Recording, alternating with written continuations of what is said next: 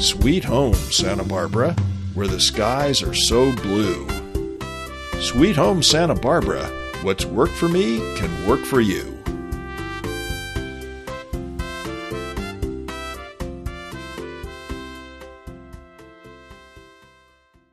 Well, welcome back, listeners, to Sweet Home Santa Barbara. I'm your co-host, Jonathan Robinson.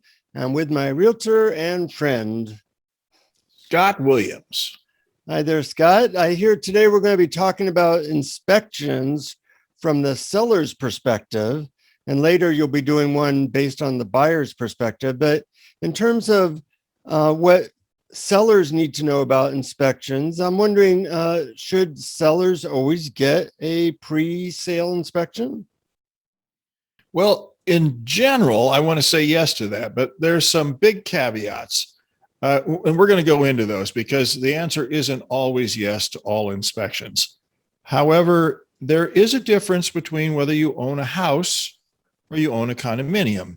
It's much more likely that you're going to want to do inspections if you're a house owner and less likely if you're a condominium owner. Uh-huh. And I'm wondering, first of all, how much do pre-sale inspections cost? But another question is, do they always even affect the outcome of the sale?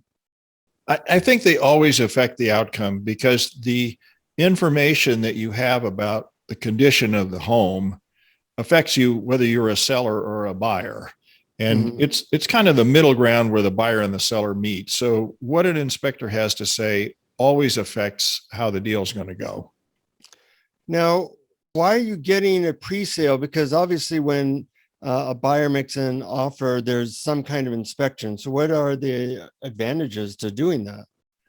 Well, if you're in the category where your home is in nice condition and the market conditions are such that you can make money from fixing up a home, that was a conversation in one of our previous podcasts. But if you're in a market where you can make money, then you're going to have a punch list or a to-do list that will come out of the physical inspector's view of the home. And since you're going to have contractors around, you have a handyman, you've got a plumber, an electrician, a roofer, a carpenter of one sort who's working at the house, you can hand this list to them and say, while you're fixing the steps, why don't you also fix the hot water heater or whatever it might be?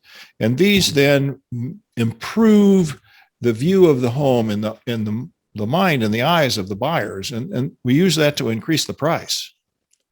That makes sense. And it seems that by doing that, you might be able to pick off some things that for a small amount of money can make a big difference in the sale price. That's entirely true. That's exactly why you would do it. And the opposite side of that also is true. And it's worth noticing and mentioning, if you don't know about them and the buyer inspects them and finds out the leak under the house, suddenly you're going, oh my gosh, it's leaking under my house. And you're in your own mind are thinking, I'm going to have to fix that. And the buyer is thinking the same thing.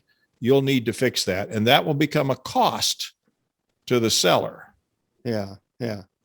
Well, is it ever not a good idea to have the seller do their pre-sale inspection? Yes, it is.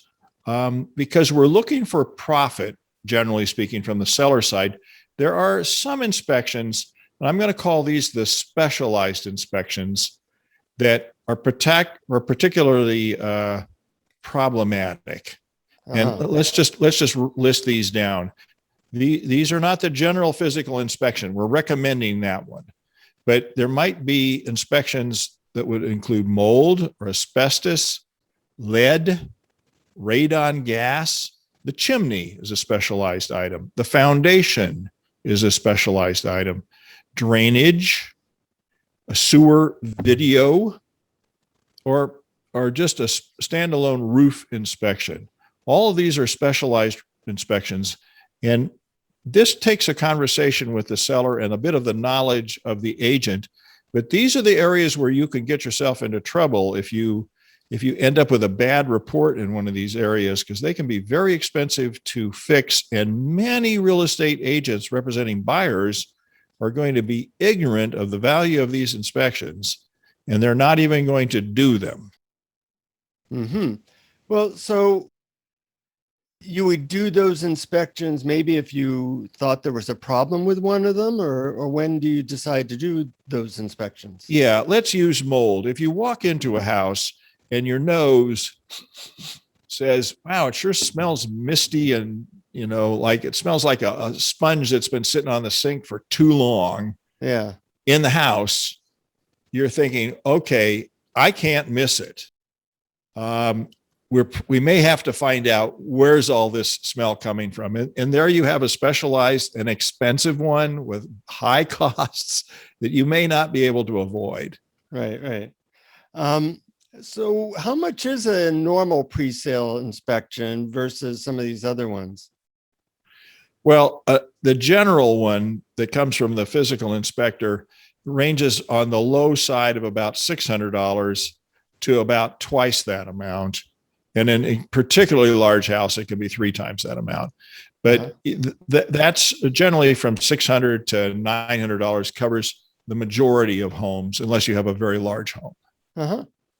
Now, I know you have some information about what's called a Pinnacle Program, which relates to inspections. Can you tell us a little bit about that?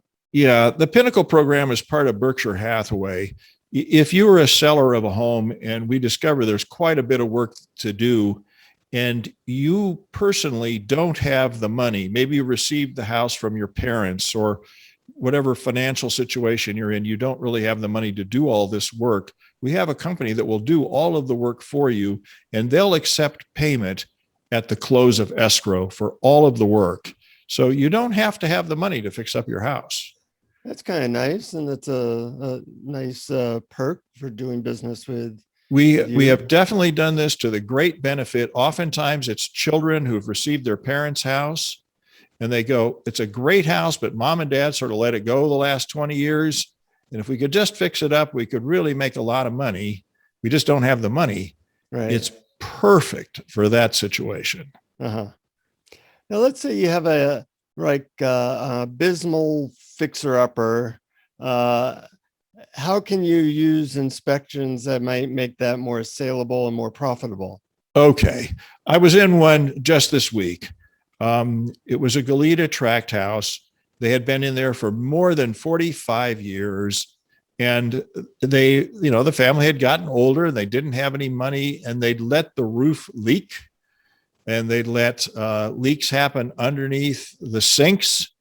And they'd had a series of dogs and cats, and the place smelled like a kennel, as well as the mold that kind of it was a fixer-upper. This is a traditional fixer-upper. The real estate agent very wisely decided that everybody who came into the house could see these many problems of the house and decided to inspect all of them, including mold, including asbestos, including lead, the physical inspections, the plumbing, the roof, wow, everything. So instead of walking into the house and just holding your nose and walking out and going, gosh, what a mess, they presented you with a list of everything that needed to be done to finish this house off. So even a casual observer of this home could see, well, it was less expensive. And even though there was a lot of work to do, you knew exactly what it would take. And when it was all done, you would have a very nice home. So this is a case where those inspections invited you in and made it possible to consider buying such a difficult home otherwise. Right. So it can be used in a lot of different cases. Well, any last words about seller inspections? I know we're going to be doing another podcast on buyers and inspections, but from the seller's point of view, what else might be known? I think we come back to the market. If the market is, we'll go back to that previous podcast. If you haven't heard it, you should listen to it. And it helps to tell you whether or not you should or shouldn't make these inspections. And that's really important. Your real estate agent needs to really consult with you. Generally, you should, with a few exceptions. Talk to your realtor. Make sure they are really experienced in this area, because there's a lot of money is made or lost right here. Speaking of connecting with your realtor, how do people get hold of you? I'm Scott Williams, and the email is scott@scottwilliams.com. Great. Well, I look forward to hearing the buyer's perspective in our next episode. Till then, thanks for listening to Sweet Home Santa Barbara. Thank you for listening. Please subscribe to our podcast on your favorite app. If you know someone preparing to sell their home, please tell them about the podcast.